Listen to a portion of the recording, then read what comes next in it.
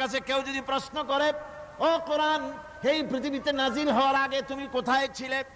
কেউ যদি প্রশ্ন করে, কোরআনে কারীম নিজে নিজের পরিচয় শোনায়, আমি কোথায় ছিলাম শোনো। বাল হুয়া কুরআনুম মাজিদুন ফি লাউহিম মাহফুজ, বরং এই কিতাব অতীব মর্যাদা সম্পন্ন সুরক্ষিত ফলকে লিপিবদ্ধ ছিল, আমি ছিলাম লৌহে মাহফুজে, সেখান থেকে এসেছি। যদি কেউ প্রশ্ন করে, কোরআন কি কোরআন, তুমি কার উপরে অবতীর্ণ হয়েছ? জবাব কোরআন নিজেই দেয়, ওয়া আমিনু বিমা নুজিলা আলা মুহাম্মাদ ওয়া হুয়াল হাক্কু মির রাব্বিহিম। ঈমান আনো সেই জিনিসের উপরে যেটা মুহাম্মদ সাল্লাল্লাহু আলাইহি ওয়াসাল্লামের উপর অবতীর্ণ হয়েছে। আবার অন্য আয়াতেও জবাব পাওয়া যায়, তাবারাকাল্লাযী নাযালাল ফুরকানা আলা আবদিহি লিয়াকুনা লিল আলামিনা নাযীরা। অতীব বরকতপূর্ণ মহান সত্তা সেই আল্লাহ রাব্বুল আলামিন, যিনি তার বান্দার পরে ফুরকান অবতীর্ণ করেছেন। সুবহানাল্লাহি বিহামদি। কোরআনের নাম আমি বলেছিলাম শুধু কোরআন নয়, অনেক নাম আছে। কোরআনের আরেক নাম ফুরকান। কোরআনের আরেক নাম কি? আল ফারকু বাইনাল হাক্কি ওয়াল বাতিল। কোরআন হচ্ছে সেই মহাসত্য যা মিথ্যা এবং সত্যের মধ্যে পার্থক্য সূচিত করে, মঙ্গল এবং অমঙ্গলের মধ্যে পার্থক্য সৃষ্টি করে, যা সত্য এবং মিথ্যার মধ্যে তাফরিকা সৃষ্টি করে, সত্যকে মানুষকে বুঝিয়ে দেয়। তার নাম হচ্ছে ফুরকান। এবার যদি প্রশ্ন করা হয়, ও কোরআন, বুঝলাম তুমি লৌহে মাহফুজে ছিলে, বুঝলাম তুমি নবীজির উপরে নাজিল হয়েছো, এবার বলো তুমি কোন মাসে নাজিল হয়েছো? তুমি তো আসছিলা প্রথম, কোন মাসে নাজিল হয়েছো? এ প্রশ্ন যদি কেউ করে, কোরআন তার জবাবে বলবে, শাহরু রমাদানাল্লাযী উনজিলা ফীহিল কুরআন। রমজানের পবিত্র মাসে আমি অবতীর্ণ হয়েছি। সুবহানাল্লাহ। যদি প্রশ্ন করা হয়, রমজানে তো আসছো, কিন্তু প্রথম নাজিল হয়েছিল কোন সময়? ওটা কি দিন ছিল না রাত ছিল? কোরআন তার জবাবে বলে, ইন্না আনজালনাহু ফি লাইলাতিল কদর। কদরের পবিত্র রাতে আমি এই পৃথিবীতে আমার আগমন ঘটেছিল। যদি প্রশ্ন করা হয়, বুঝলাম সবই, কেন নাজিল হয়েছে তুমি? এই পৃথিবীতে তোমার আসার উদ্দেশ্য কি? মূল কাজটা কি? এই প্রশ্ন যদি করা হয়, কোরআনে কারীম তার জবাবে বলে, শোনো কেন এসেছি। লিতুখরিজান নাসা মিনাজ যুলুমাতি ইলান নূর। আমার মিশন হচ্ছে গোটা বিশ্ব মানবতাকে পঞ্জীভূত জমাট বাঁধা অন্ধকারের ভেতর থেকে টেনে বের করে আলোর সন্ধান দিতে, আলোর দিকে আনার জন্য আমি কোরআন নাজিল হয়েছি। গোটা পৃথিবীর মানুষ আছে অন্ধকারের ভিতরে। কিসের মধ্যে? অন্ধকার কি? অন্ধকার হচ্ছে পুঁজিবাদ, অন্ধকার সমাজতন্ত্র, অন্ধকার ধর্ম নিরপেক্ষতাবাদ, অন্ধকার জাতীয়তাবাদ। মানুষের তৈরি করা যত মতবাদ সব কি? জোরে কোন, সবগুলি কি? অন্ধকার।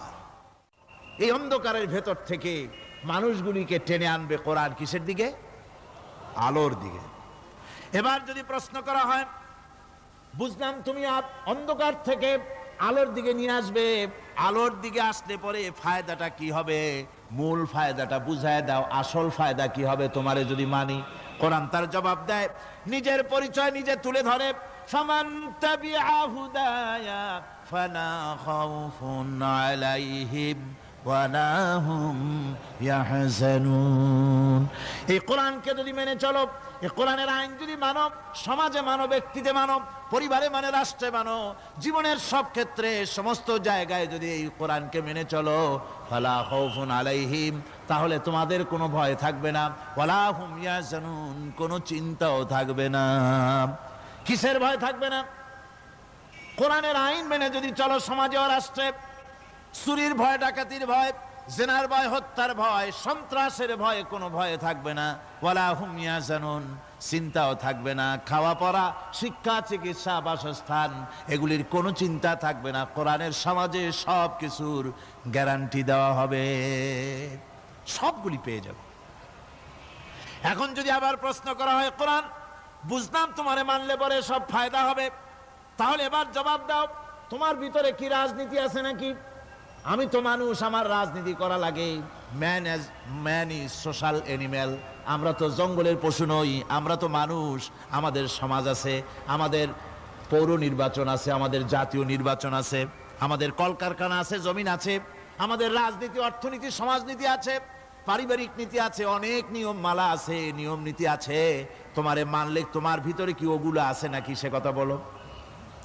কোরআন তার জবাবে বলে وَنَزَّلْنَا عَلَيْكَ الْكِتَابَ تِبْيَانًا لِكُلِّ شَيْءٍ وَهُدًى وَرَحْمَةً وَبُشْرَى لِلْمُسْلِمِينَ।